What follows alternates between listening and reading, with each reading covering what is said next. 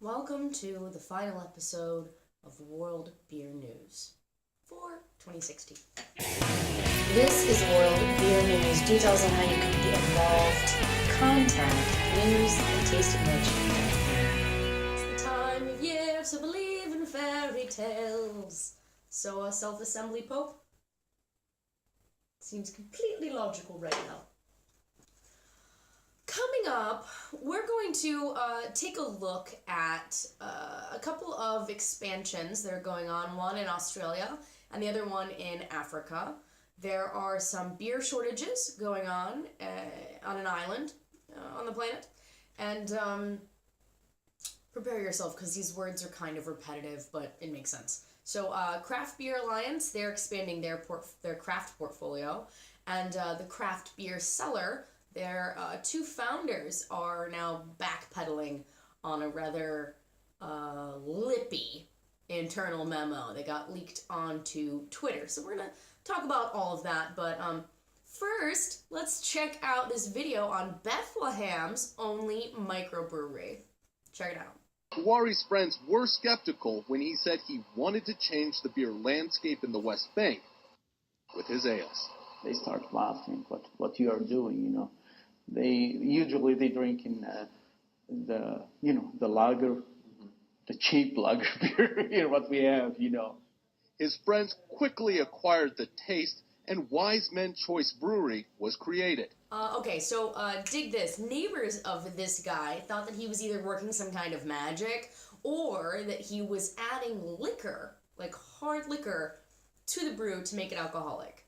These people are a little out of touch with fermentation science. He says, though, it's simple.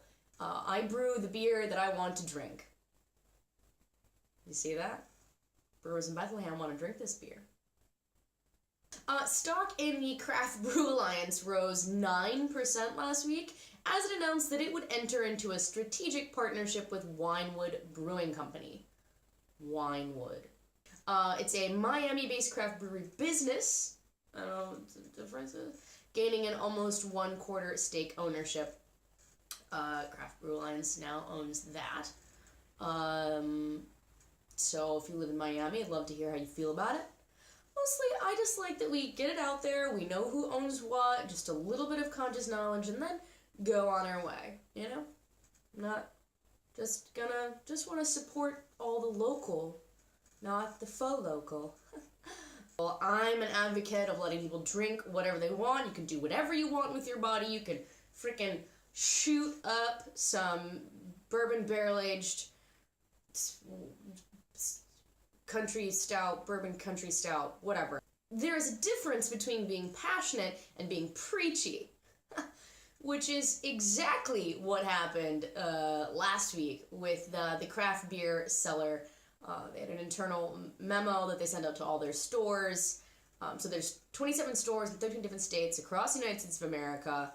And the two founders, these ladies, they felt it was okay to push their opinions on what makes an amazing beer onto their franchisees and also use some kind of like harsh language. The internal memo said, it described a do not sell list.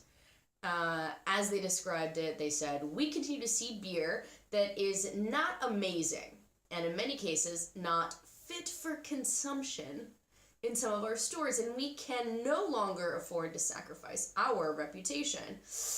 Harsh, selfish, possibly illegal. Possibly also illegal. Yeah.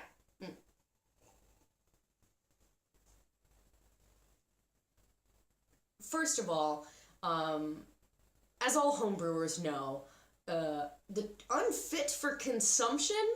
What? That means the beer had to be really messed up.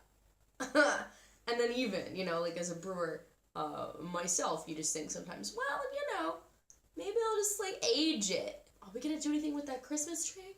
That totally works. Cause maybe if I put some pine in it.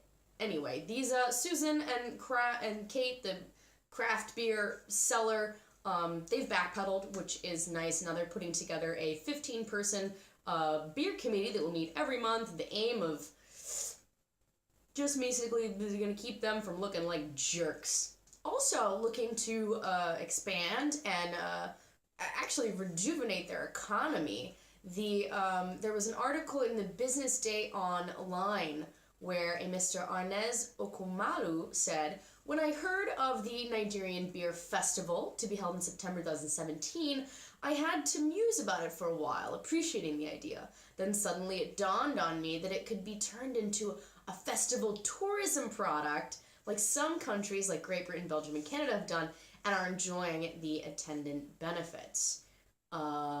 Yes. I mean, Germany pulls in a lot of people every year. North Korea this year just had their first beer festival. It's a great idea.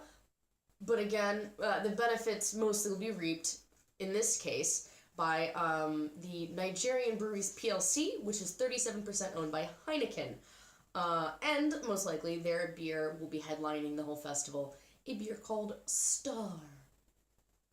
Which, can I just say that I love how breweries in mature beer markets like the United States and the UK and Canada are struggling. They're fighting over beer names. There are even beer name lawyers, and they come up with things like Yellow Snow IPA and Golden Shower Imperial Pilsner, when the top-selling beer in the world comes out of China, and it's just called Snow.